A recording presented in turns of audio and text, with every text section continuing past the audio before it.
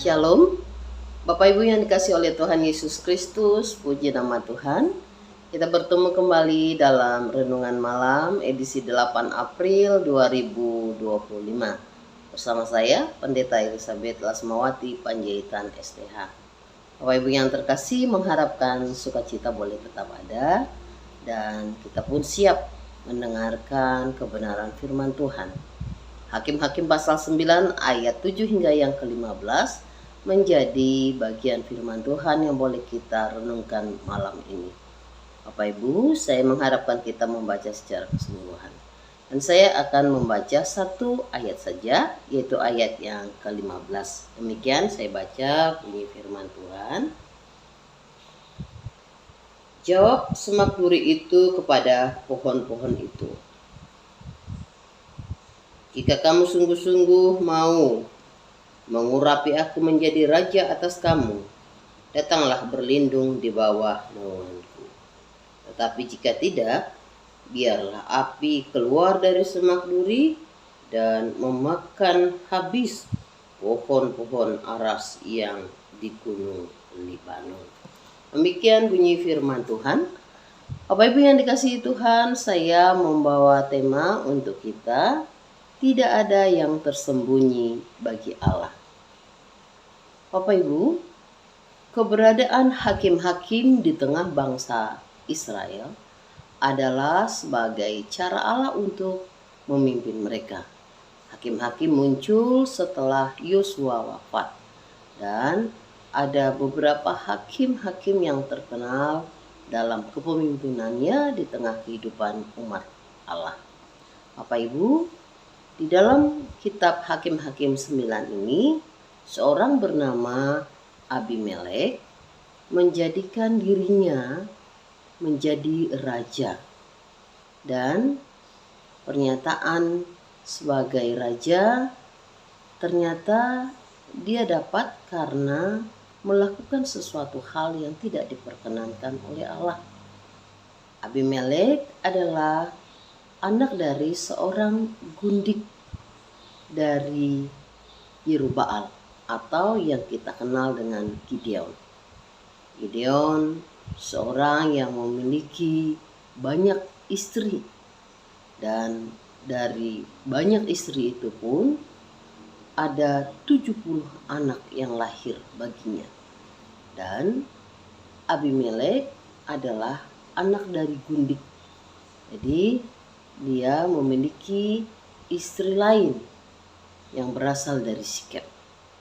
Dan orang-orang di Sikem berpihak kepada Abimelek karena Abimelek menyatakan diri sebagai orang asli Sikem. Menjadi seorang pemimpin, menurut dia harusnya lahir dari antara mereka, bukan dari orang lain. Dan karena kepandaian bersikap dan berkata, Abimelek berhasil membawa simpati bagi orang-orang Sikem. Dan hal yang mengerikan terjadi, yaitu pembunuhan terhadap 70 anak dari Yerubbaal. Dan ini membuat kita sendiri merasa takut dan ngeri. Karena bisa kita bayangkan, pembunuhan yang terjadi atas 70 orang anak Yerubbaal merupakan sebuah peristiwa yang sangat tidak akan masuk dalam pemikiran kita. Kemungkinan besar dalam penelitian ahli-ahli teologi, sepertinya ada semacam ritual yang dilaksanakan dalam pembunuhan terhadap anak-anak Yerubbaal ini. Bapak Ibu, Tuhan ada di segala tempat. Rencana Abimelek untuk memusnahkan seluruh saudara-saudara tirinya membuat dia merasa bangga karena dia telah berhasil menghasut orang-orang Sikem itu. Tetapi salah seorang dari anak Yerubbaal yang bernama Yotam berhasil melarikan diri karena dia bersembunyi. Dan tentu kita tahu siapa yang boleh menyelamatkan seseorang. Allah selalu ada di balik segala sesuatu yang baik dalam hidup kita. dan dia selalu mendatangkan kebaikan. Ia tak menyampaikan perihal kemarahannya, di mana dia menyampaikan sebuah kiasan, yaitu seperti pohon-pohon yang mencari raja untuk mereka. Pohon-pohon itu datang pada pohon zaitun, dan ketika mereka meminta pohon zaitun menjadi raja, pohon zaitun menjawab bahwa dia tidak bersedia karena dia lebih menginginkan dirinya dipersembahkan bagi Tuhan dan manusia. Minyak zaitun terkenal sangat wangi dan sangat berguna. Dan pohon zaitun kemudian menyatakan ketidakbersediaannya. Dan pohon-pohon lain mencari lagi. Dan yang mereka temukan dan mereka mau menemui adalah pohon ara. Tetapi pohon ara juga menyatakan tidak bersedia, karena dia merasa bahwa buahnya yang manis disukakan oleh manusia dan dia lebih mau berguna bagi manusia. Demikian juga pohon anggur. Pohon anggur yang murni, buah anggur yang murni maksud saya, menjadi sesuatu yang baik dan itu berguna. Dan itulah sebabnya pohon anggur pun tidak bersedia menjadi raja atas pohon-pohon itu. Dan kemudian muncullah semak duri, di mana mereka datang pada semak duri dan semak duri bersedia. Dan pernyataan bahwa pohon-pohon lain boleh berlindung kepada semak duri adalah sesuatu yang mustahil, karena sesungguhnya semak-semak duri lah yang ada dalam lindungan pohon-pohon yang lain.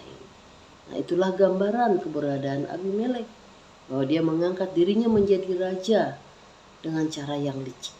Dia membawa keburukan bagi orang-orang di tengah-tengah keberadaannya sebagai yang harusnya menyatakan kebaikan, tapi justru membawa kehancuran. Dan Abimelek melakukan hal-hal yang tidak terpuji. Tetapi tidak ada yang tersembunyi bagi Tuhan. Pada akhir pasal ini kita tahu akhir hidup dari Abimelek. Dia mengalami kematian yang menyedihkan. Seorang perempuan menjatuhkan batu kilangan atas kepalanya. Dan itu dipastikan tidak akan lama dia akan mati. Tapi dia masih memikirkan harga dirinya. Egonya masih ada di akhir-akhir hidupnya.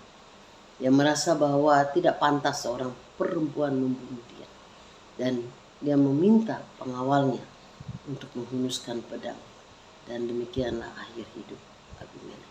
Bapak Ibu yang dikasihi Tuhan, tidak ada yang tersembunyi bagi Tuhan. Dia melihat segala sesuatu dan dia akan melakukan hal-hal atau tindakan-tindakan yang membawa orang pada perubahan. Tetapi sesungguhnya manusia mempunyai pilihan. Apakah dia akan memilih yang benar atau salah? Dan sesungguhnya Allah mau kita memilih yang benar.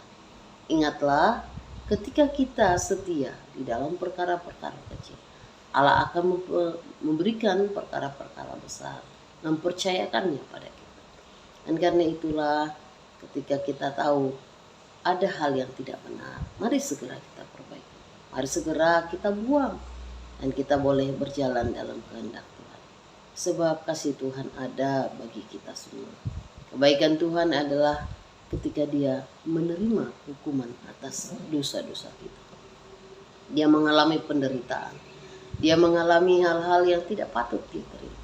Tapi dia lakukan itu sungguh karena kasihnya besar bagi kita. Kita bersyukur karena Allah di dalam Yesus Kristus telah memberikan kita kebaikan demi kebaikan yang tidak bisa diberikan oleh dunia ini. Mari kita hidup dalam keberadaan yang benar seperti yang Tuhan mau. Mari kita tunduk padanya. Mari kita jalankan segala sesuatu dengan cara Tuhan. Sebab ketika kita menuruti kehendak-Nya, maka kasih setia Tuhan akan ada bagi kehidupan kita sepanjang masa. Tuhan Yesus memberkati. Amin. Mari kita berdoa. Bapa di surga, terima kasih untuk firman Tuhan yang mengajarkan kepada kami bahwa hal-hal yang kami perbuat dalam kekuatan kami sesungguhnya tidak akan bertahan. Dan tidak ada yang abadi bila hal itu dilakukan dalam keserakahan atau hal-hal yang tidak Tuhan berkenan. Maka ajarlah kami untuk hidup bagimu Tuhan. Bagaimana kami menghargai akan kehadiran Roh Kudus ketika memimpin hidup kami. Berilah kami roh yang takut akan Engkau dan menghormati Engkau di sepanjang hidup kami. Jadikan kami sebagai anak-anak Tuhan yang terus memuliakan Engkau, baik dalam pikiran, perkataan, dan perbuatan kami. Terima kasih Tuhan untuk kasih-Mu. Terima kasih karena Engkau rela menerima sengsara bagi kami, menggantikan kami orang-orang yang berdosa ini. Terima kasih karena Tuhan menganugerahkan hidup kekal bagi kami yang percaya. Maka biarlah kami hidup dalam menjalankan kebenaran. Biarlah kami hidup untuk terus memuliakan Engkau. Terpuji-pujilah nama-Mu Bapa kekal selamanya. Dalam nama Yesus Kristus kami berdoa. Amin.